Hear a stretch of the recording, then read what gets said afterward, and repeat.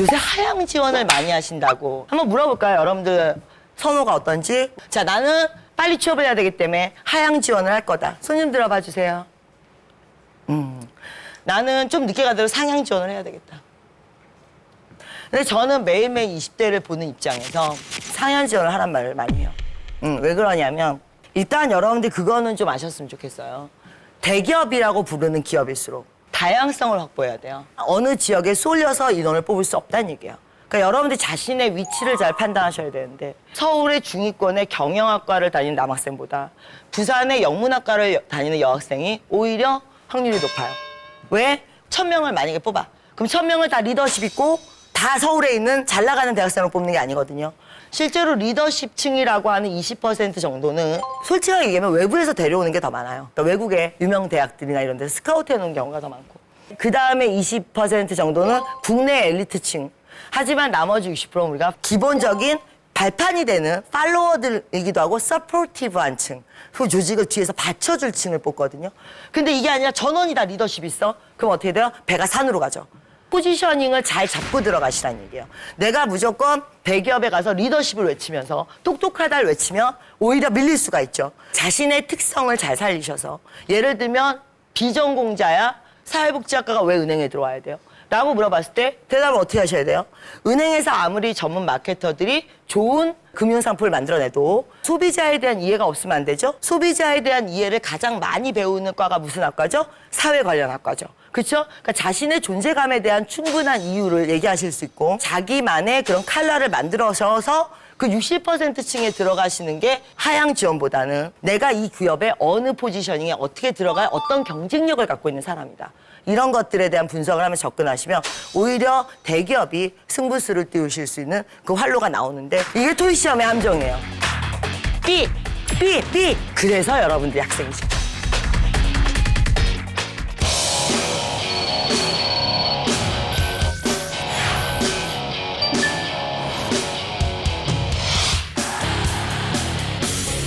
영어 기초 몰라서 비법 좀 알려달라고. 여러분들이 자꾸 이제 비법이나 아니면 정보를 찾아서 많이 헤매시는데 뭐든지 하나 닥친 대로 잡으세요.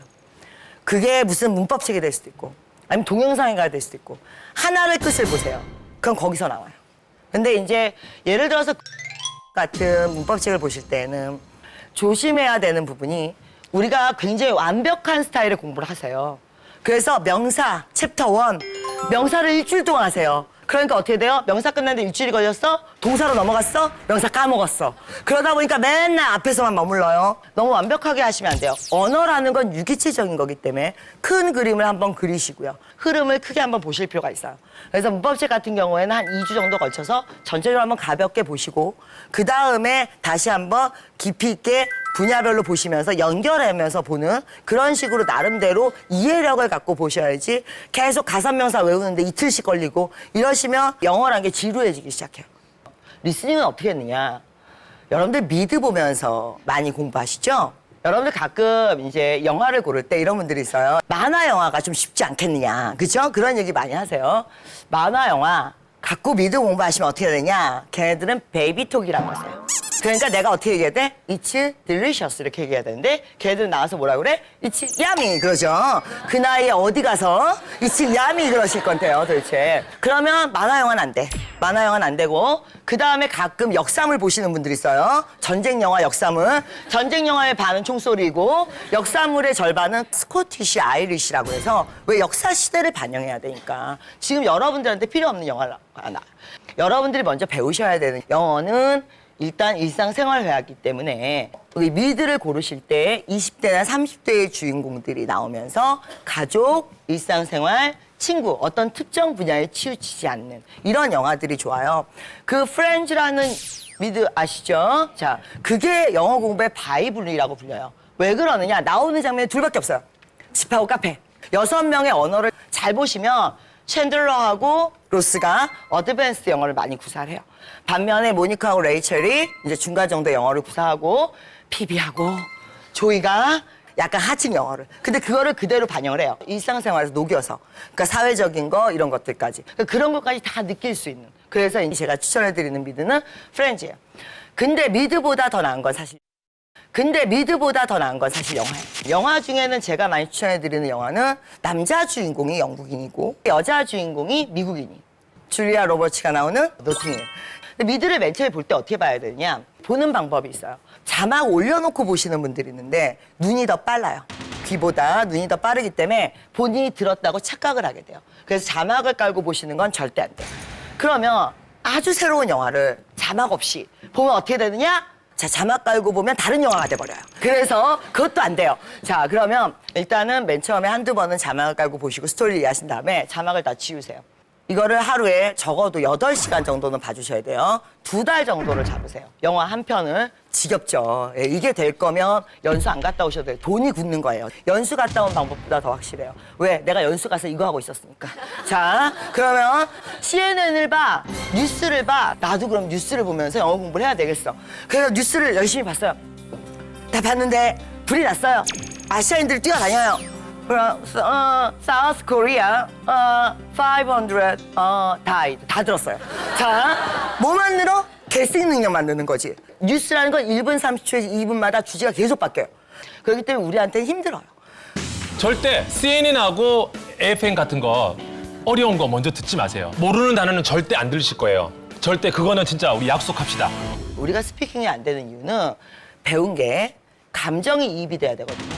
영화를 보면서 배우는 영어는 그 감정까지 이입이 돼요. 다른 거 하실 때도 화면을 내려놓으시고 소리는 계속 그걸 들리게 하세요. 3주 정도가 지나면 웬만한 발음이나 웬만한 단어들이 들리기 시작해요. 자, 그 다음엔 이제 어떻게? 시나리오를 다운을 받으세요. 받아서 조연일, 걔만 나올 때만 같이 하는 거야. 같이 치시는 거야, 대사를. 그러다가 이제 실력이 늘기 시작하면 주인공 같이 치는 거지. MP3 녹음하시면서 발음이 어디가 다른지 보시면서 한 사람의 일생을 다뤄요. 2시간 영화면. 2시간짜리 영화에 나오는 표현을 모두 다 익히시면 그러면 여러분들 영어로 밥 벌어먹고 살 수도 있어요. 너무 욕심을 내지 마세요. 좀 진득하니.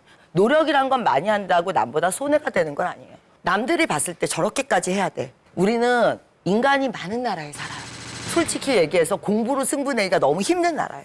우리나라 이번에 대졸 신입사원 68만 명인데 그런데 취업 가능 인구가 대기업, 천대 대기업 3만 명이에요.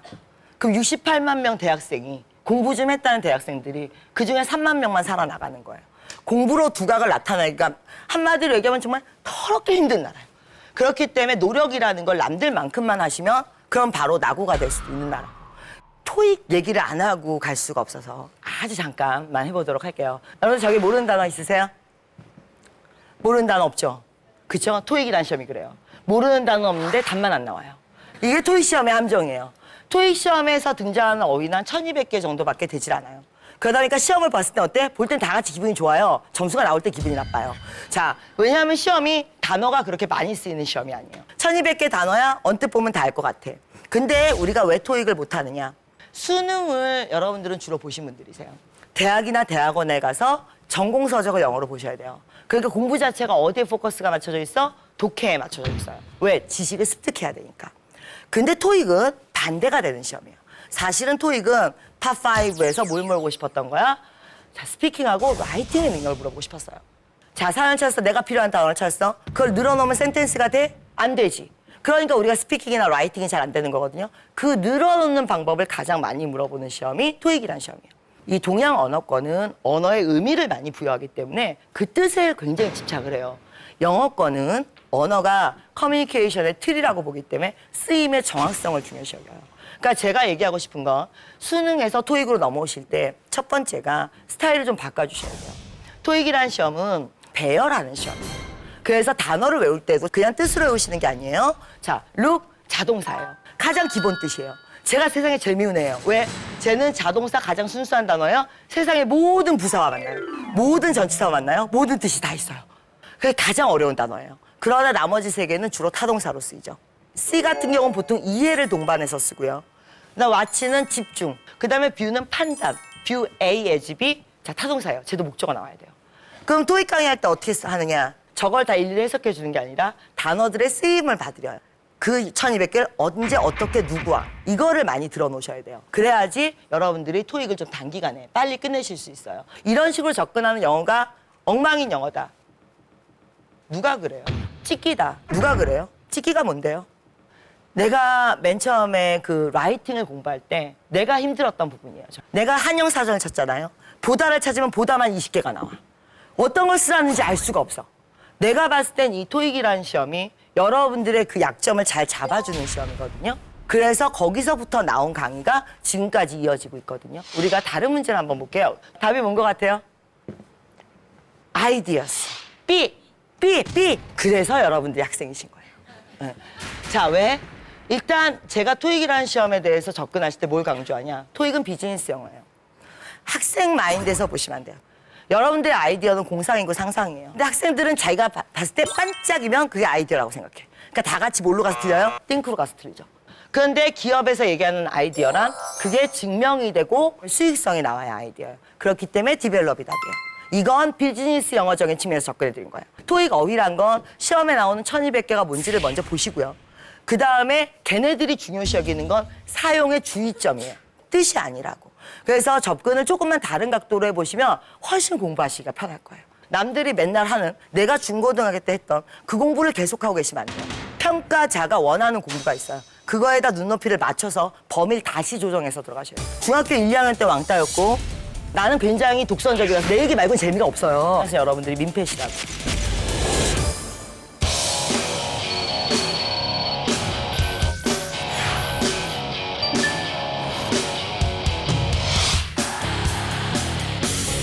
공부를 하다 보면 어때요?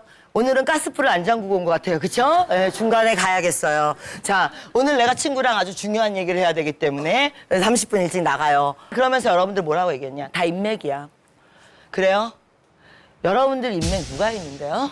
여러분들이 인맥이라고 말할 사람들은 과연 여러분들을 다시 뒤집어서 인맥이라고 해줄까요? 인맥이란 건 양쪽이 대등한 위치에 있을 때 인맥 아닌가요? 한쪽이 일방적으로 기대기만 하면 한쪽은 민폐일 텐데요. 여러분은 그분을 인맥이라고 생각하시지만 그분 입장에서 여러분들이 민폐시라고요. 나는 인맥보다 더 중요한 건 자기의 존재감이라고 생각해요. 이 인맥이라는 건 쉽게 없어지는 게 아니에요. 내가 존재감이 생기면 더 강해지는 거죠. 일단 본인을 먼저 세우는 시간을 가지세요. 하나 눈에 보이는 어떤 결과를 위해서 달려드는 그 시간을 주변 사람들은 지켜봐줘요. 여러분들을 버리지 않아요.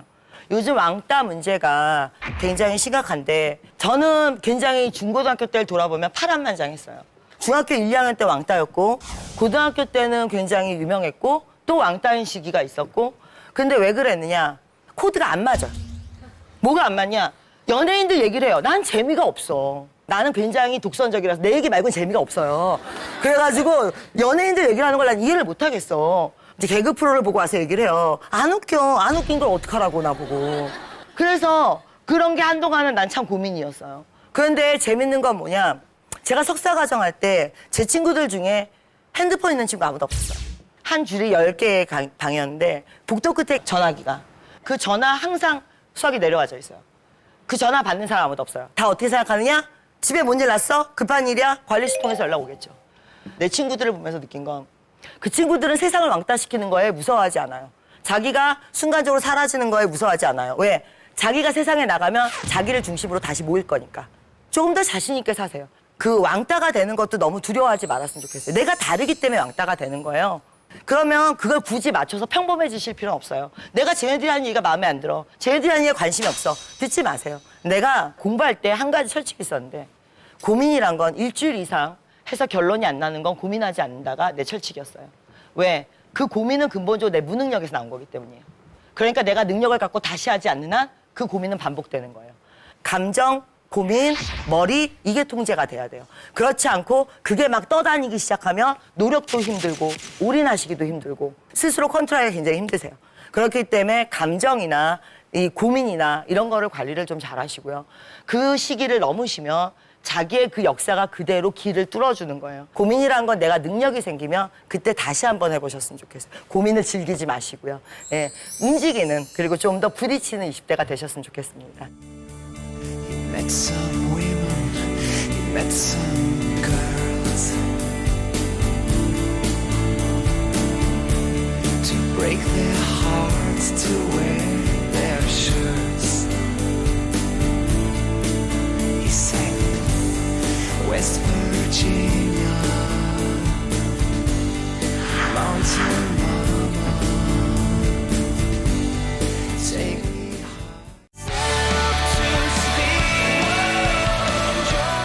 준비하고 고생했습니다.